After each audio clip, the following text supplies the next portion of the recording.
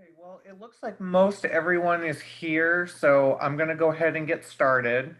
My name is Charlie Wakeling, and I work in the Office of Assessment here at Hudson University. And so I'm going to walk you guys through using breakout rooms in Zoom today. And I also have a little bit of help from Liz Vigue, also from the Office of Assessment. And we're going to go over the practical and the technical of how to use breakout rooms in Zoom. So these are some of the things that we're going to go over today. If you guys have any questions along the way, please make sure that you just chime right in and ask any questions that you might have. So we're going to go over what are breakout rooms in Zoom. We're going to talk about planning ahead and what are some of the things that you should think about in planning using breakout rooms in Zoom. We're going to talk about the academic piece. So it's going to be how to best effectively utilize breakout rooms in your virtual classroom. And we're also going to talk about the technical component, the how to do it, some of the technical limitations, and how to actually manage breakout rooms during your online session. So before I get started, does anyone have any questions right from the beginning? No? Okay, so let's get going then. So breakout rooms in Zoom, they're basically akin to breakout sessions during a live training session, and they're used to garner engagement and participation from your attendees.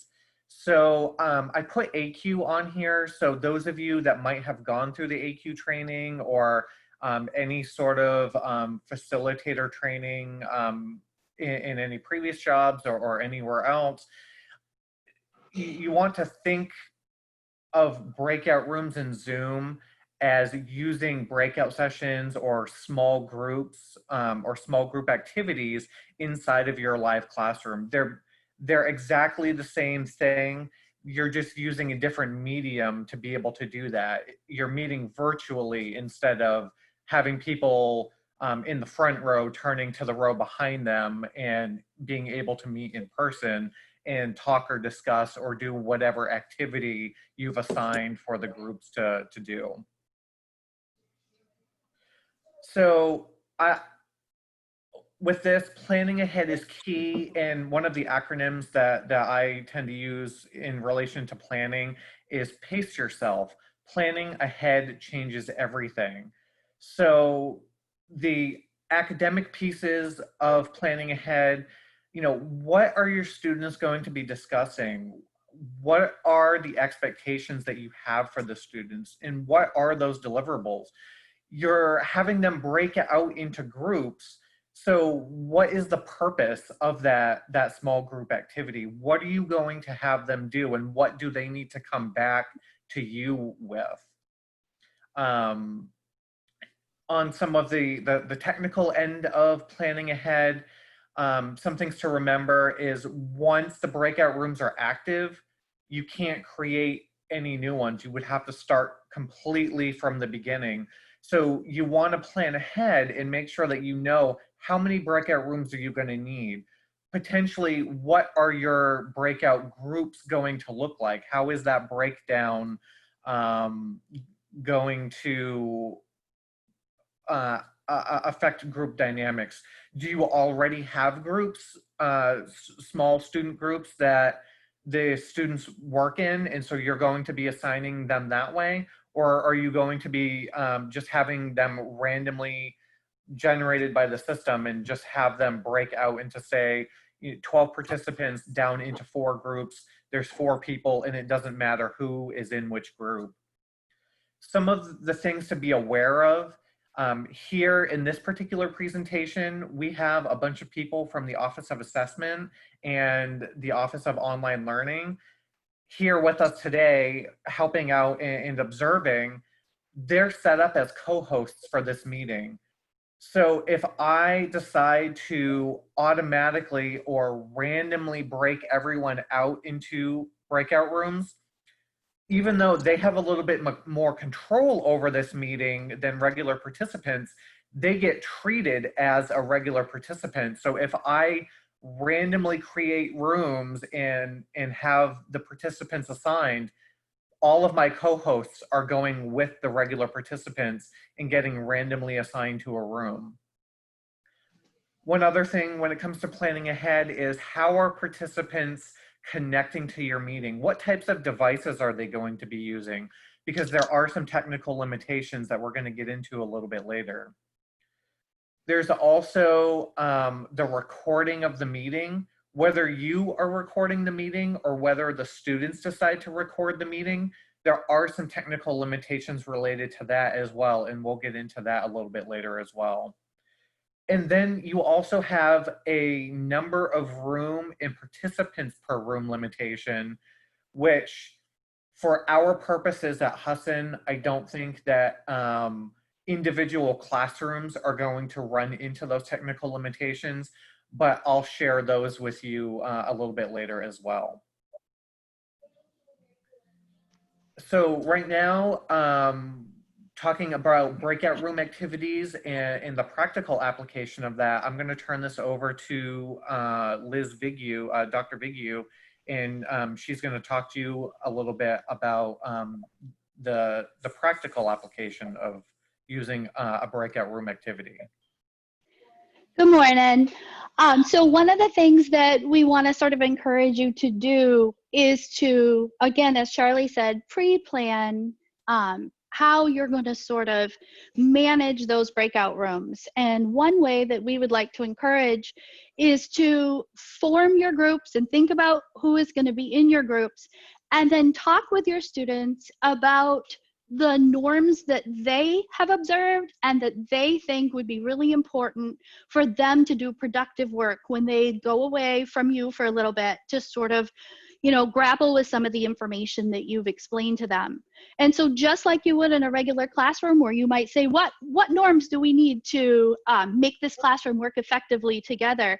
You can gather their ideas, and then everyone can sort of agree, these are the ways that we're going to be productive in our room when we go together. And this is how we're going to be able to make sure that we meet the expectations that you've set for us in order to do that. And even though it sounds kind of like, ooh, that's going to be a time suck, the truth is that if you get that out of the way, then all the way through the rest of the class, you've sort of established something that will save you time in the long run. So one of the things that you can do is, when you send them to the breakout rooms to collaborate, you can talk to them about specific roles that you might want them to take. Charlie, can you change the slide? Yep. Thank you.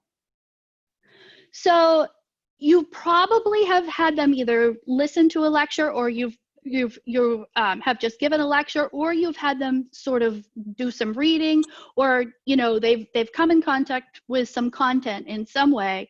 And now you want them to sort of form some roles that they'll use in order to discuss this work in a productive way. And so some of those roles, and this is not by any means an exhaustive list, but some of those roles can be a person who starts by sort of summarizing and going over the main points, the salient points from the reading or the content. And then you can have someone who you've appointed either beforehand or is sitting there working to sort of find the points in the text that they believe were the most important points. Sometimes we call them the illuminators. In other words, they illuminate specific areas in the text or specific things that you said that they thought were the most important in answering the task that you've set for them to do in the breakout room. You can have an illustrator. Think outside of the box a little bit. There are students who, you know, they use a different side of their brain. They're not necessarily organizing your information into outline form. Instead, they've, you know, maybe illustrated some of the main points that you came up with, and they have a way to sort of share that information that will be very memorable for the other students. You can have a questioner, a skeptic, sometimes people call it, someone who has been listening, someone who thinks, okay, I'm going to post some questions, and they can run the questions by the class, by the breakout room, and then the breakout room students can bring those questions back to the larger group if they find that they're not easily answered. It saves a little bit of time. When they come back, what you've got is you've got a little more streamlined conversation. You can have someone who is assigned to be the connector, somebody who contextualizes. I'm going to go out on the web and I'm going to find a couple real life examples of this. Or you can have the investigator, someone who goes out and does a little digging on the information. So you can either pre-assign those roles with information and content and have them come ready to have those conversations. But you can also just have them working on that together as a group in the breakout room. The only thing I would recommend would be that I would have the students sort of rotate through the roles. You don't want them to get too comfortable. And then the final thing is I always would have somebody who wanted to be the summarizer, because the summarizer gets done right away and then they kind of get to sit back and listen. And the one thing that really helps to keep that person in the game is to have them be listening and sort of do a summation for the rest of the group when they leave the breakout room and come back to everybody. That way they stay engaged too, not just when they're doing their part. Charlie, can you change the slide? Thank you. So there's plenty of other options for the breakout rooms. There's the think, pair, share. And I think you've probably heard me say this before. I think we tend to use the think, pair, share quite a bit. The think, pair, share is a wonderful tool. It's high leverage because what it does is it gives people an opportunity to sort of talk about something that they might not feel totally comfortable to raise their hand about right away in a smaller, safer space with someone else. But it also, if it's done right and you ask them to leave the breakout room and come back and present, what they have to do is they have to synthesize the information that the people in the pair or the triad or whatever, however many you put in that little group, they have to sort of synthesize those ideas and not just be able to talk about what they were thinking, but talk about what the group as a whole was thinking, which really reinforces the thinking that you probably wanted them to be doing in the first place. Jigsaws work better probably as a mastery activity. The jigsaw is interesting because the jigsaw is basically at heart a tool for students to develop creative ways of teaching one another. And so you want to make sure that you've given them a nice solid base before you send them out to do that, and perhaps provided some resources or taught them how to find those resources. But then you've given them that baseline information and you say to them, what would be the most effective strategies for teaching peers about trade opportunities in third world countries or something like that. And by the time they have come up with a strategy for teaching it and talked about what they're going to teach and they come back and teach it, they're going to be pretty much masters of that content. And I think that's why the jigsaw, after it's been used a couple times and they start to feel more comfortable, can really build class community. You can do 3-step interviews. Is there a question? I moved the screen over to the side. I thought I possibly heard a question. I moved the people to the side so I could see the screen. Okay, make sure if you have one, you jump right in, please. So you can do 3-step interviews. You can have the students prep questions about the material, ask each other in the small groups, and then come together and talk about the really important things that came up that they thought were really enlightening in terms of the content that you have been talking about. And forcing students into asking questions that way is a really useful way to find out what their misconceptions are and what they want to know more about. You can pre-send a problem to them, let them individually prepare for the problem, and then together come together and propose a solution and come back and tell the rest of the class what their solution is, very similar to case studies.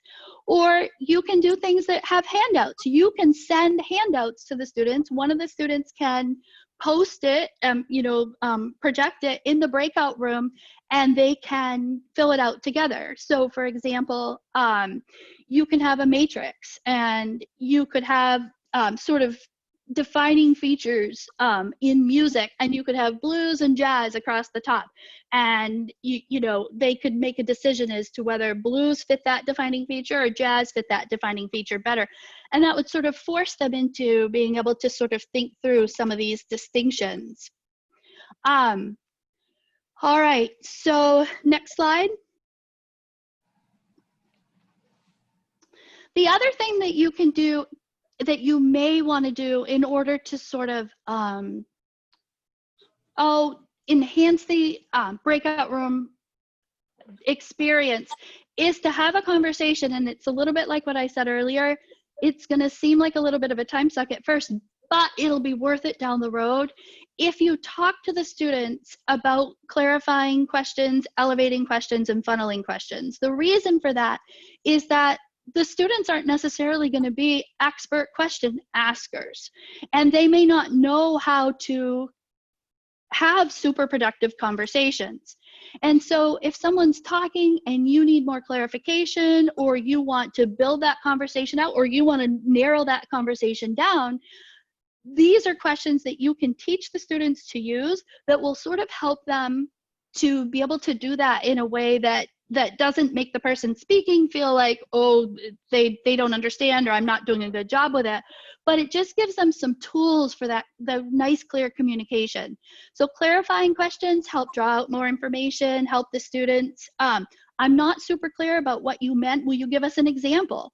Or can you tell me more about how you reached that perspective? Those are questions those are ways to sort of gently ask, what do you really mean? And students can use that. It's helpful to them to learn those skills, and to, you know, for their communication down the road too. And you can talk with them about where else might you use these skills. Elevating questions help expand the discussion. You know, it might be something along the lines of, wait a minute, is this applicable elsewhere? What are other applications outside of this content that we could use this for? Or my favorite is, are we asking the right questions? It's sort of a conversation stopper for a minute, but what it does is it gives everybody a chance to sort of reset. And if the conversation is stalled a little bit, it gives somebody who might not otherwise have thought to say something, actually, what if we do this, or what if we ask this? Funneling questions do the opposite. They don't broaden the subject, they narrow the subject. They say, okay, so we've determined this. What about if X changes? And the whole idea behind that is to narrow in the focus. And so if you say to the students, okay, you can ask clarifying questions, you can ask questions that broaden the conversation, or you can ask questions that funnel the conversation, that gives them sort of metacognitive tools for having productive conversations in the breakout rooms. So in summary, we're just looking for you to potentially establish some norms for communication, give the students some tools for having that communication, and then there are just hundreds of active learning strategies that can be used exactly the same as in your regular classroom in the online format. And we are always here to help you with anything, even if it's just, I've got a lecture today, this is what I'm talking about. Do you have just a quick suggestion for how we might best discuss this? We are more than willing as a team to support you in any way. Thank you. Liz, can I ask a quick question? Yes, please. Rochelle. Hi, Rochelle. You mentioned like you could send a handout to the students. Are they able to share their screen in the breakout room? Do they have that ability? Yes. Okay. Yes, good question. And then I have another kind of broader question. I know in the spring when we were online, we were highly encouraged not to do synchronous. So to do this, it sounds like to be in the classroom. Is that no longer the recommendation, or? So I'm going to give a quick response to that, but Travis may actually want to weigh in more than I would on this. So we were being very cautious in the spring because we didn't want there to be inequities, and we didn't want people to not be able to, be able to be online. I think that we found that actually we were able to do it pretty well. Travis, I think it's fair to say that we're not saying that you should not use asynchronous. So it did hold up fairly well, and K-12 schools are using it, other schools are using it, and it did hold up. And I would say fairly well. There's consistently been some small problems along the way. And so if synchronous is your only mode of delivery, then we are going to run into problems where, students won't be able to have access. So, you do need to change your methodology to use Zoom. It's not, you can just roll right into it without any changes. It does require planning and deliberate thoughtfulness. But if you do want to incorporate synchronous components through Zoom, and you are taking steps to make sure that it is equitable for those who cannot access it. You're recording it, it's being available after the fact. You may have some attendance policy type things that you need to look at, things of that nature. But for the vast majority, it has been very successful, and it does foster some of those connections and gives you that small group opportunity and direct instruction opportunity where you're seeing your students and having some of the nonverbals that you would have in a classroom. So yes, we can use some synchronous at this point. Just be aware of the accessibility issue and some of the other pitfalls, prior planning, attendance, things of that nature. Does that make sense? Thank you. Sorry, I was muted. Yes, that makes sense. Thank you. Definitely. So this would be more of a occasional thing rather than Monday, Wednesday, Friday at 8 a.m. So if you do want a consistently scheduled Zoom synchronous session, that's totally fine. If it's entirely Zoom, there's actually a designation that you would go through. It can be designated as a Zoom class in the registrar's office, and that is an option. But again, it would be a deliberate build for that modality. So there are things that you'd have to look at. The Office of Distance Education would certainly help you with that specific build. Okay, thanks. A couple people have been building their courses, and they're planning to sort of do kind of a flipped classroom thing where maybe on Wednesday they're working with content, they're meeting with them on Mondays and Fridays. You know what I'm saying? I think people are coming up with some interesting hybridizations.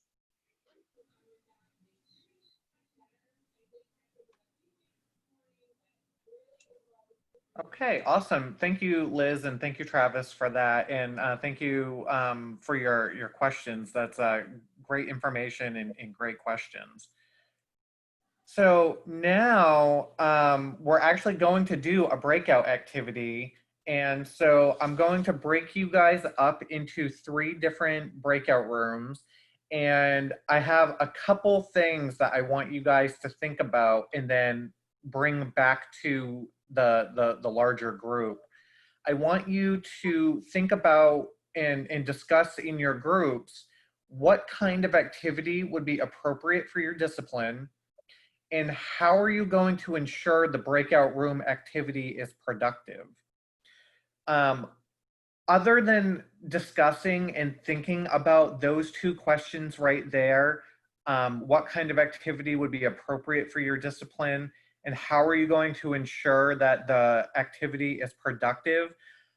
While you're in the breakout room, poke around a little bit, see what options are available, because this is what your students are going to see. So poke around a little bit, become familiar with the screens. You will have full audio, video, and screen sharing while you're in the breakout room environment. But poke around a little bit just to be able to get a feel for what the breakout room experience is going to be like. And again, think about and discuss what activities would be appropriate and how are you going to ensure that that activity is productive. So if you give me just a moment here, I'll open up the breakout rooms and send everyone out to their room. While you're doing it, Charlie, can you sort of tell them what buttons you're pressing? Yep. I actually have a couple of screens just after this slide to be able to go through all of that. Oh, good. I'm sorry. Very good. Thank you. Yep.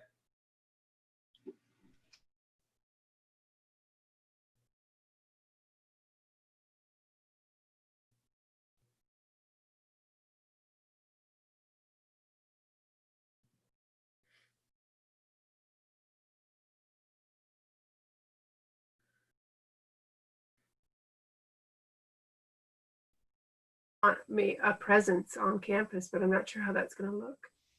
Yeah, I think we're all figuring that out at this point.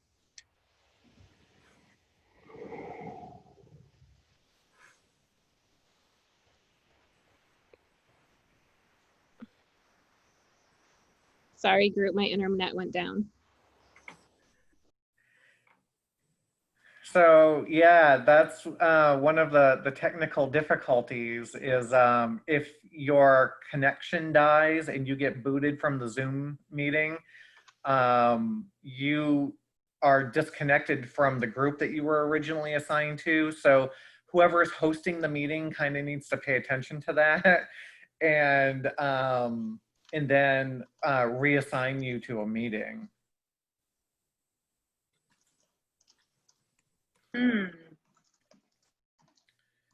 So the next slide that I had was, please share your breakout results. So would anyone like to talk about what they were discussing and what kind of activity do they think would be appropriate for their discipline, and how they're going to make sure that the breakout room activity is something that's productive for their students? Any volunteers? Here's a few other questions for you too. What did the experience feel like? Were you able to finish your conversation in the time that was given? And I apologize, I actually forgot to tell you I was going to limit it to 10 minutes and actually didn't set it for 10 minutes. It ended up being the default, which was longer. So I realized that we'd actually gone over time. So I pulled everyone back. And when I started pulling everyone back, if you weren't done yet, how did that feel? You know, so I asked those questions because these are some of the things that your students are going to be going through. You know, are they going to feel that they had enough time to finish? Do they feel that the activity was productive, or did they not have enough time? You know, so when it comes to planning ahead, these are some of the things that you're going to want to think about. You know, other than pre-planning, what activity am I going to do? How am I going to try to ensure that it's productive? But then also take a look at from the student perspective, how are they going to feel? Are they going to feel that they have enough direction being given to be able to bring back the deliverable that they're supposed to bring back? Are they going to feel that they had enough time? I bounced around as being the host of the meeting from breakout room to breakout room to be able to answer some questions that people had or to be able to interact. Are the students going to have enough direction without you being in the breakout room with them to be able to accomplish the activity or the task that you're putting forth to them? So again, just some things to be able to think about. Yeah. Yep. So when you join the breakout room, is there any way for you to observe the breakout room without being in it? Or you have to? No. That would be great. You join it just like you're joining the meeting. They know that you're there. I just know, like, I could picture, and a little bit happened in our group, like when you joined, the conversation stopped. And so I could picture me jumping into a group and whatever discussion they're having is going to die and they're going to look to me. Yes, Yeah. yes, exactly. That happens. Yeah, unfortunately, that's one of the again, kind of the technical drawbacks is that that's going to happen. You're going to be visible to the group, and you know, as far as the group dynamic goes, yeah, the conversation might completely stop. So thinking ahead, if that does happen, what are some of the things as the instructor that you could do to be able to get that conversation reinitiated? You know, Liz had all of those questions on that previous slide. Right here, you know, what are some of these things that you can do to be able to get that conversation going again? Or, you know, simply asking the question, so, you know, where are you guys at this moment, you know, in regard to the activity? You know, catch me up on what your thinking was. You know, just something to be able to get that conversation going again, so that way, you know, you're not really being a disruption to their thought process. I also think we're just new to this to some extent, and we're learning how to interact and to sort of engage with one another. And you know, think about it in your regular classroom as you shift from group to group. They get used to you sort of skulking behind them and around them, and they get used to it. And they just talk away and they don't stop and look at you like. But I think we're still learning and experiencing that for the first time in Zoom. Yeah. And I Liz, excuse me. I also think that though, when you're stopping by a group, you can kind of stand off to the side a bit and observe. Whereas when you come into this, you're there, and Yes. it's very obvious that you're there. But it's also causing me to think about not using the timer, but instead popping in to judge where are the groups in their discussion, much like I would in a regular classroom. Mm-hmm. Yeah. Yeah.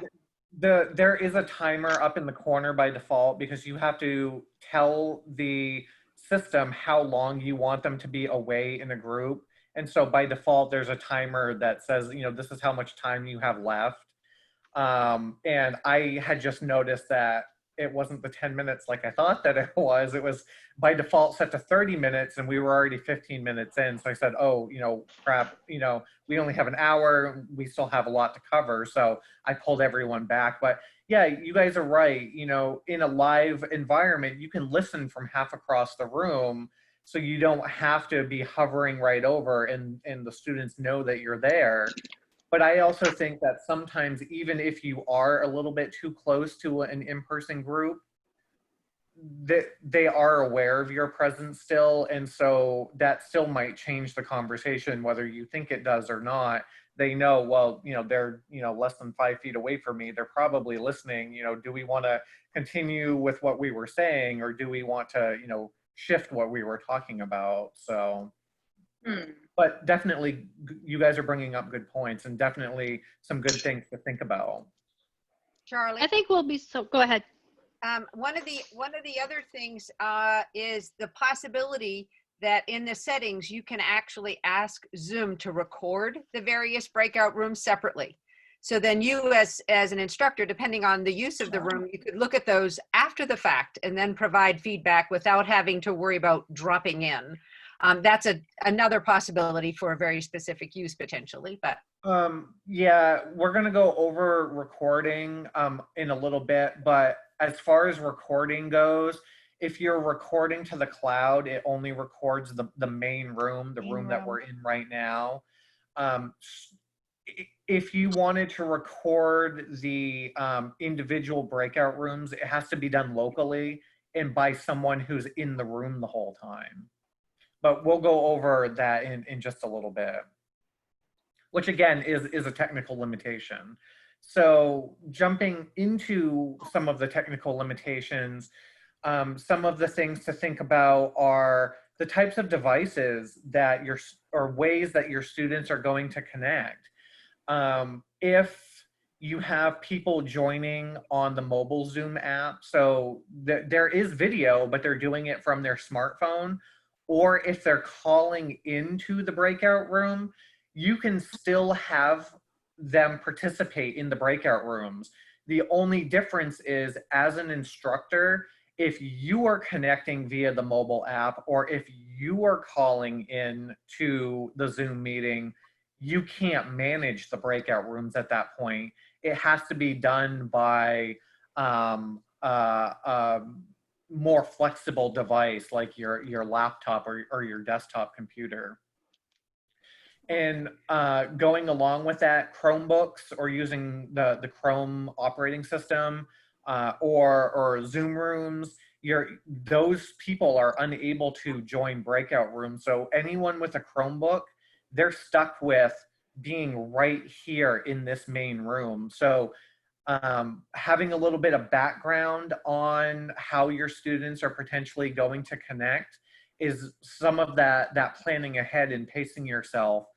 You might have to have this main room as an alternate breakout room for the people that are connecting that aren't able to actually connect into the real breakout rooms. And then again, right here, when it comes to recording, some of the technical limitation is the cloud recordings can only be done it will only record the main room. Regardless of the room that the host is in, I'm the host of this meeting, so I actually paused our recording while I jumped around, so it didn't just record nobody sitting in the main room. But when I went into a breakout room, it would have still have been recording the main room to the cloud. And local recordings can be used, so students can record their breakout sessions, but they would have to record it locally to their computer. So if people wanted to do recordings, multiple people can record, but they have to do it locally. It's Yep.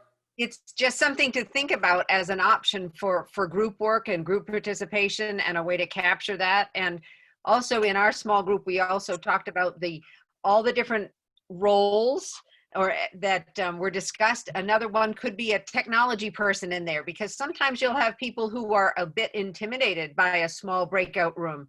And so for the first few times, maybe working as the technology person, whether they're the one sharing or doing the recording or whatever, can help them become a little bit more comfortable with future participation in breakout, in smaller breakout rooms. So a technology role isn't a bad thing. Yep, that's a good point. You know, there are some activities, not necessarily breakout activities, but some assignments where you say, okay, you know, go work as a group, and then I want you to put together a summary video of what you guys talked about and post that, you know, in a discussion board, or post it as an assignment for everyone. And so that's a good point, that you can do the same thing here with the breakout rooms, kind of summary or proof that, you know, you did discuss what was being asked of you, and then be able to use that as the deliverable for the assignment later on. The number of breakout rooms that you can create and the number of participants that can be in those rooms is also a technical limitation. As far as any of your courses go, I really doubt that you're going to run into these technical limitations, but you can only create a maximum of 50 breakout rooms, and that is up to 200 participants per room. And then if you want more than 200 participants per room, you get fewer and fewer breakout rooms. So again, it's something to be aware of and something to think about. But as far as any of Hassan's courses go, I really don't think that we're going to run into this technical limitation. So when it comes to creating breakout rooms, it's actually very, very easy. And the note that I have here at the top is you can pre-assign participants to breakout rooms. You can, there's a screen when you go to Zoom in your web browser and create a meeting there. There is a way to be able to pre-assign participants to breakout rooms. My recommendation is to not do that, not pre-assign participants to breakout rooms, because you don't know how the participants are going to connect into the meeting, and you don't know whether they're going to be authenticated users, which basically means that they are officially logging in to the Zoom meeting through their Hassan Google or their Hassan Zoom account. People can connect to these meetings as guests. If I wanted to, I could invite my family who does not have a Zoom account to be able to join this presentation right now. And they're not necessarily going to join with the an official Zoom account, or necessarily by the email address that they get emailed this meeting invite with. So that makes it hard to pre-assign participants. It's kind of like the couple people that are in this meeting right now. We had a couple that their internet glitched and kicked them out of the meeting. They were able to rejoin the meeting, but it dropped them out of the breakout room that they were in, and they couldn't get back into that breakout room because once they were dropped out of the meeting, they were no longer assigned to that meeting. So similarly with pre-assigning participants, you might not know how they're going to connect, and they might not actually be able to get into the breakout room that you think that they're supposed to be assigned to. So my recommendation is doing it once everyone has joined the meeting. That way you know who's here, and depending on if you pre-set up groups, you might need to shuffle people around to make sure that there's enough people. You know, you don't want 2 people in one group and then 10 people in another group. So this way, if you assign them once everyone joins the meeting, then you know that there's going to be enough participation going on in each of the groups that you've created. But to create the groups, all you have to do is start a meeting or schedule a meeting, and then there is a breakout room button, and then there's going to be a menu that comes up that lets you create those rooms. And this right here is what this looks like. When you are the host of the meeting, you have all of these options on the bar at the bottom of the screen, and there's this breakout room button that's right there. Once you click on that, you get this option right here. Do you want to automatically create X amount of rooms, or do you want to manually create X amount of rooms? So automatically, if with the 12 people that are in this meeting right now, if I decide I want to create 3 rooms, it's going to automatically and randomly throw 4 people into each of those rooms.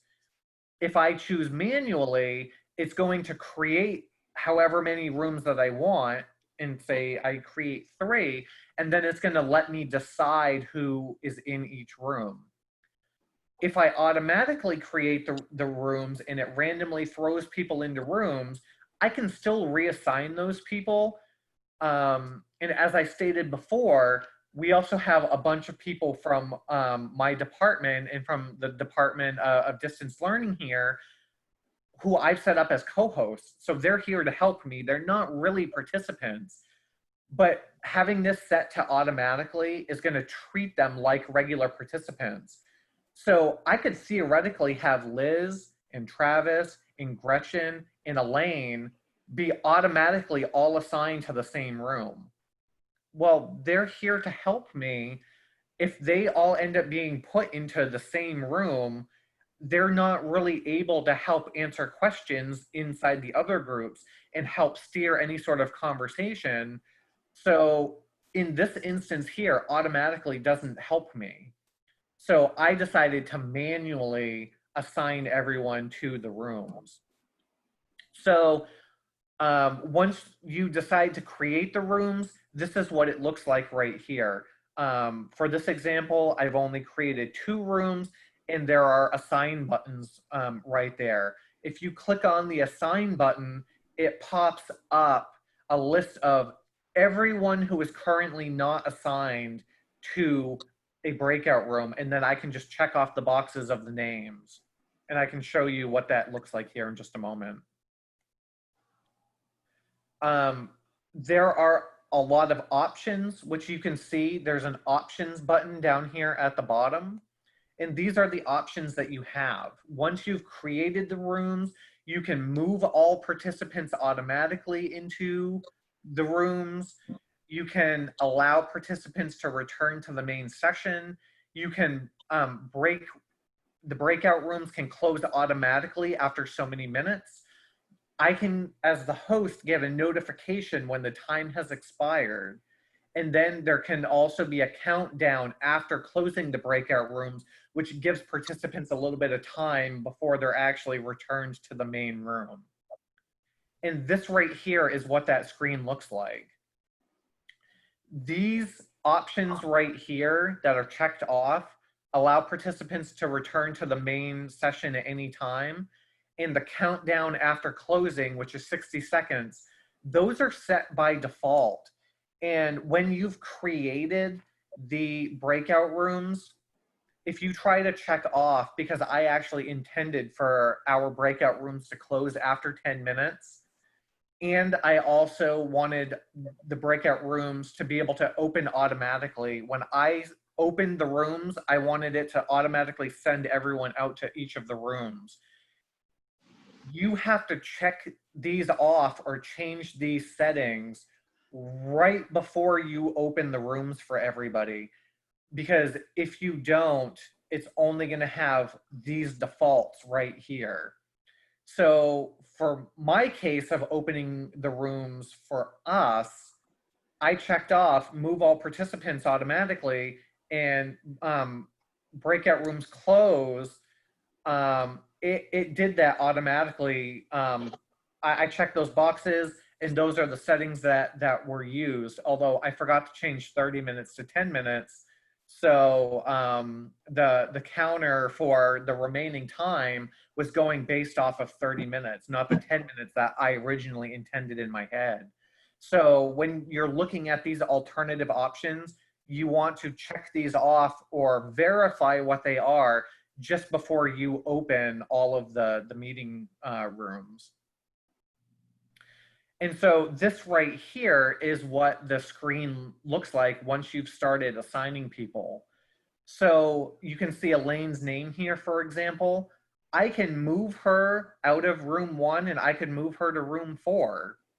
Or I could exchange her with someone else. I can say, you know what, I actually want to swap her with Liz because I want Liz in room 1 and I want Elaine in room 2. So that allows you to exchange people out. If you hover over the assign button right here or over the number of people that are in the room, that's what brings up the checkbox list.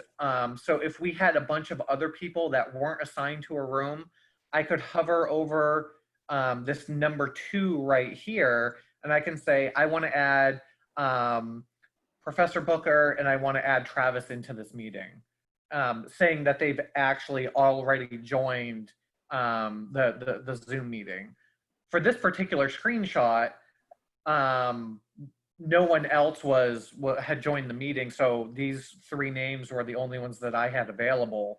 And so I was starting to build my breakout rooms as people joined.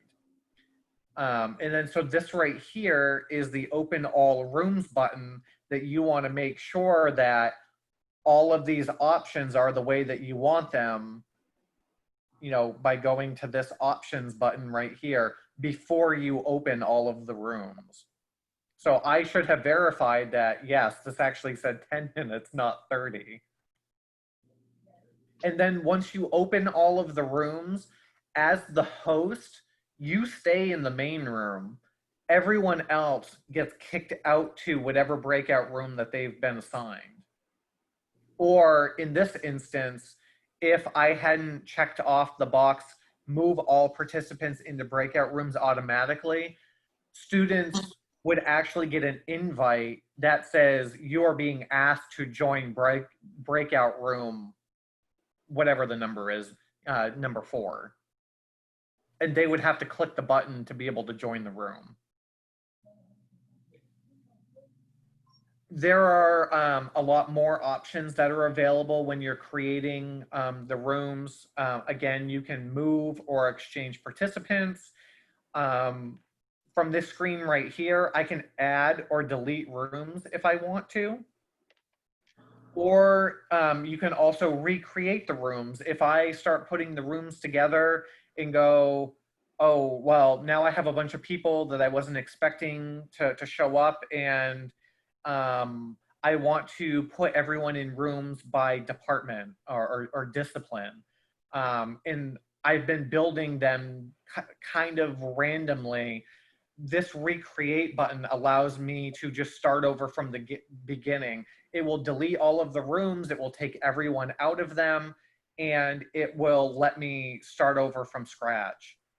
One thing to be aware of when it comes to using any of the add or recreate options, the rooms cannot be open for you to be able to add breakout rooms. You have to create the rooms before you open them.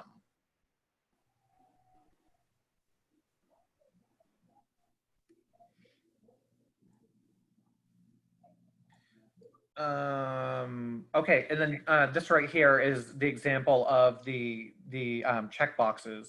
So this breakout room 1 right here, there's the assign, and then you would just check the box off, and now Aaron Yeager is assigned to breakout room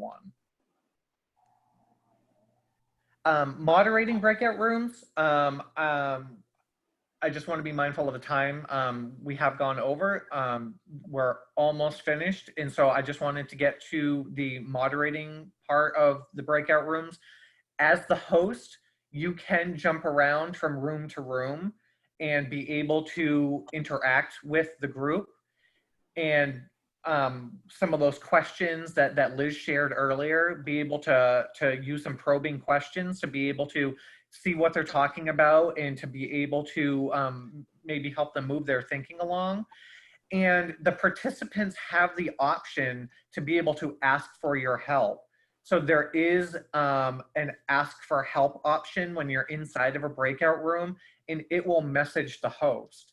And as you guys experienced, the host can also do a broadcast to be able to message every participant in all of the breakout rooms. And so all you have to do is click that option to be able to broadcast, type your message, and then hit broadcast, and it sends it out to everyone. So I use that to be able to let everyone know I was pulling everyone back to the main room. And then along with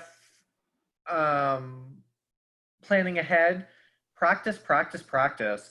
The more that you practice, not just creating the rooms, but also having a better understanding of what your students are seeing and how your students are able to interact inside of the breakout rooms, the better off and the more effective these breakout activities are going to be. So everyone has a Zoom account. So if you want to, you can practice with your colleagues, you can practice with your family. I definitely recommend practicing and getting the hang of how to be able to create the breakout rooms, as well as having a good understanding of what your students are going to see and what that experience is going to be like for them.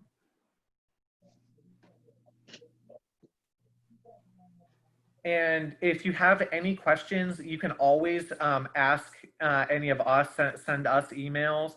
But Zoom's Help Center also has a lot of helpful supporting documentation. And the Office of Assessment, this right here is our contact information. So if you have any questions, definitely let us know, and we can help support you. If it's any of the technical pieces, if it's any of the academic pieces, definitely contact us and ask some questions. So as far as questions go, I know that we are 10 minutes over, but does anyone have any questions regarding the presentation that you want to ask today? Yes, I do. My question is, would we get a copy of not all your slides, but make it into a note page or something?